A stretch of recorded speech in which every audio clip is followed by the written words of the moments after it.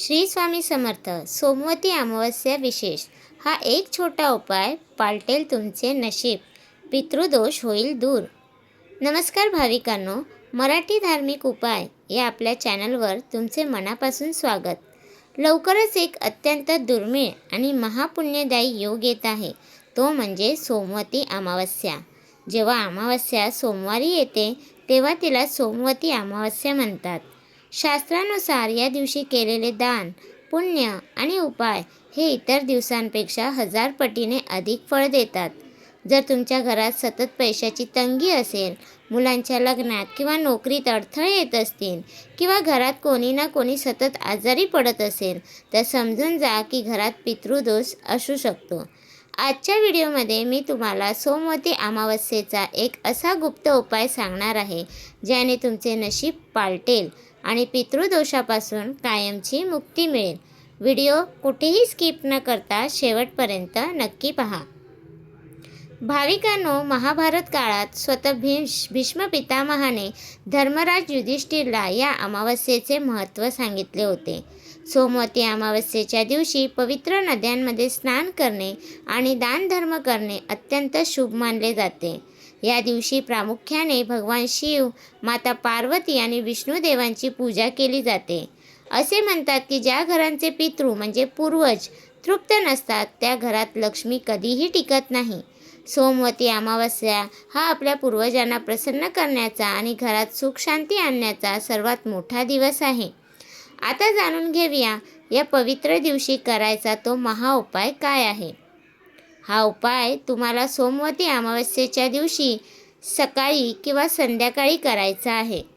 शास्त्रानुसार पिंपळाच्या झाडामध्ये ब्रह्मा, विष्णू आणि महेश या तिन्ही देवांचा आणि आपल्या पितरांचा वास असतो.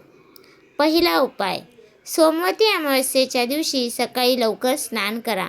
स्वच्छ कपडे परिधान करा.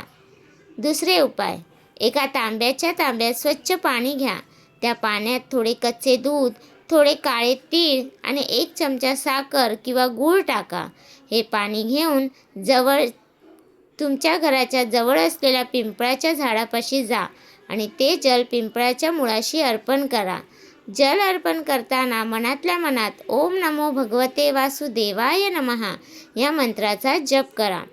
तिसरा उपाय, जल अर्पण केल्यानंतर पिंपळाच्या झाडाच्या खाली मोहरीच्या तेलाचा किंवा गाईच्या तुपाचा एक दिवा अवश्य लावा. चौथा उपाय, सर्वात महत्त्वाचा, आता तुम्हाला पिंपळाच्या झाडाला 11 किंवा 21 वेळा प्रदक्षिणा घालायची आहे. प्रदक्षिणा घालताना तुम्हाला तुमच्या पितरांचे स्मरण करायचे आहे आणि म्हणायचे आहे, हे पूर्वज देवो, आमच्याकडून काही चूक झाली असल्यास आम्हाला क्षमा करा आणि आमच्या घरावर तुमची कृपा कायम ठेवा. यामुळे कितीही मोठा पितृदोष असेल तर तो शांत होतो आणि पूर्वजांचा आशीर्वाद मिळतो. यासोबतच सोमवती अमावस्येच्या दिवशी संध्याकाळी सूर्यास्तानंतर तुमच्या घराच्या मुख्य दरवाजाच्या बाहेर उजव्या बाजूला एका तेलाचा दिवा नक्की लावा. दिव्याची वात दक्षिण दिशेकडे असावी, कारण दक्षिण दिशा ही पितरांची मानली जाते. या उपायामुळे घरातील गरिबी, नकारात्मक ऊर्जा आणि आजारपण बाहेर निघून जाते आणि माता लक्ष्मीचा घरात प्रवेश होतो.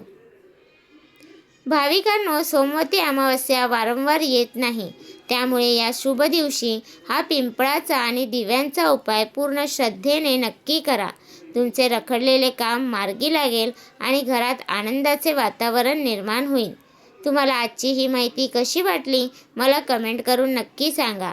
कमेंटमध्ये ओम नमः शिवाय किंवा जय पितृदेव लिहायला विसरू नका. व्हिडिओ आवडला असेल तर एक लाईक करा आणि हा माहितीपूर्ण व्हिडिओ तुमच्या नातेवाईकांसोबत नक्की शेअर करा. आपल्या मराठी धार्मिक उपाय चॅनलला आत्ताच सबस्क्राईब करा. धन्यवाद.